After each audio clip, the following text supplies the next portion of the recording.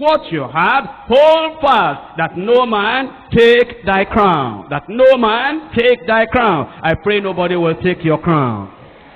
Many years ago, persecution against the church, in this particular area I'm talking about now, was very intense, very difficult and very high. And there were these people that were Christians. And he decided that they were going to kill them, but not by shooting them. They were going to kill them by making them die slowly. And you see, that kind of death is very, very painful. If somebody is shot, within a few minutes, the fellow is gone. But this one came with torture because of its being gradual. They put a terrible block, and you know, this kind of block, maybe you have not seen that kind over here. There was a particular place I was ministering. And because they used that hall for what they call skating. And then they put solid ice on the ground. And the ice will look like just the ground where you are now, very, very solid. But because of the meetings we were having, they had to put planks of wood on the solid ice, so that people can, still sit down, and they put their legs on the solid plank.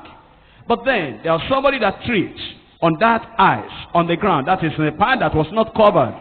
And he broke his knee. I mean, it's solid ice, but very, very cold. So, this persecution of these 40 people, they put them in this particular ice, not covered, very cold. And as they just put them there, what will happen is that they will just die away like that. And they put soldiers so that they cannot run away. Soldiers on guard with their guns. So that those people will just stay there until they are freezed to death, frozen to death.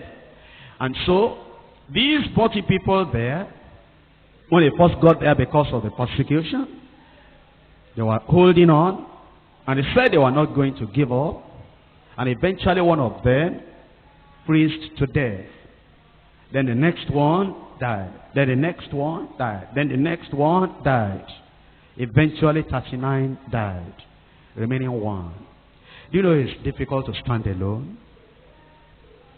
Do you know that when there's no encouragement and when there's no fellowship, where you don't hear the word of God like this, do you know, you'll think that you are the only one going through what you are going through. It's difficult to stand alone. So this other fellow began to wonder that before life is frozen out of me, maybe I should change my decision. And eventually, one of these soldiers there, he had been looking at what was going on. Sometimes God opens the eyes of unbelievers.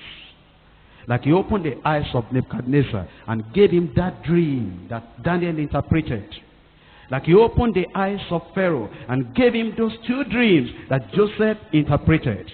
Like he opened the eyes of the wife of Pilate and gave her that dream that he eventually said, don't do anything with that innocent man. He opened the eyes of this soldier carrying the gun and watching over these people that were dying one by one. And he saw that these people, immediately they die, the crown will be put on them, and then they fly away. He was saying, what?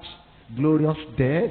So, this last one, when he was alone, and the cold was much, and the hunger was much, and the loneliness was much, and everything was so terrible, and all these other 39 people, they have died. He was looking at their bodies like this, not knowing where they had gone. He told those soldiers, he said, I give up. I can't continue again. I can't endure again. That soldier that God opened his eyes said, you don't want to continue, come out of the ice, let me take your place. And took his place and got his crown. Hold fast what you have, that no man will take your crown. We don't know when Jesus is coming. Maybe we've gone, you see, sometimes you are traveling 100 miles and you have traveled 99 miles, it remains only 1 mile. Maybe you are feeling tired, maybe you are feeling weary. But look at all the distance you have gone, 99 miles already, and remaining only 1 mile. Why don't you say, even if I die, only 1 mile, I will make it? Why will you allow the devil to take your crown? Here we are. Look at how you have prayed. Look at what God has done in your life. Look at the endurance. Look at what we have suffered already. Look at the hunger. Look at the joblessness. Look at how your family rejected you. And we have come to this point now. Is it at this point where we'll say, I cannot continue again? I cannot follow again? Who will take your crown? Who will take the stars out of your crown? Where do you want to spend eternity? How do you want to end your Christian journey? You have borne the cross to this point. Can you not bear the cross for the little space that remains? You have been a conqueror up to this point. Can't you remain a conqueror for the little time that remains, so that nobody will take your crown? I pray nobody will take your crown. The devil wants you to lose your life, to lose the crown.